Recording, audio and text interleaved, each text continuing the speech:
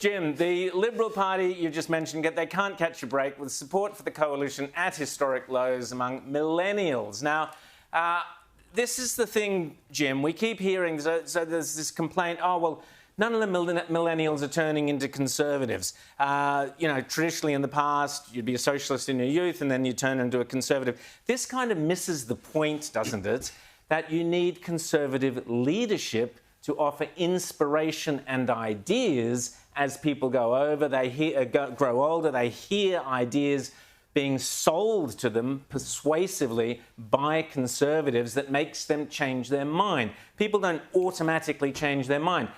That seems to me, Jim, the bit that's missing from this argument that, the millennials are still all staying of the left. They're staying of the left because nobody on the right is selling them a persuasive message. Well, that's exactly right. I mean, Ron DeSantis got lots of millennials. The prime minister or the new leader in Italy got lots. The Finnish new leader. Why would you vote for the Liberals? I would have voted for Labour. They're exactly the same. And in fact, if anything, in Victoria, the Liberals were offering a more left-wing package. So the millennials actually opted for the Conservative, Dan Andrews, the thug. I mean, these are just idiotic sort of approaches. If you're not offering anything different, how do the young people get a chance to hear the views? You have to be prepared to articulate your case. And we haven't had that really pretty much since they defenestrated Abbott. That was one of the big errors. It would have been better to let him go if you thought he was going to lose.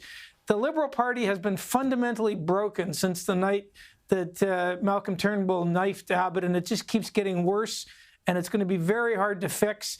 Because, the Simon Birmingham, Christopher Pine wing of the party, I won't vote for it. I can't stand it. Here.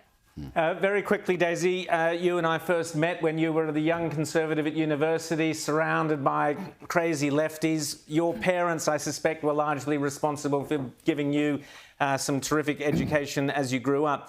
But do you see any hope for the next generation? Or are they stuck in this left-wing pattern because they're not getting any kind of good conservative leadership?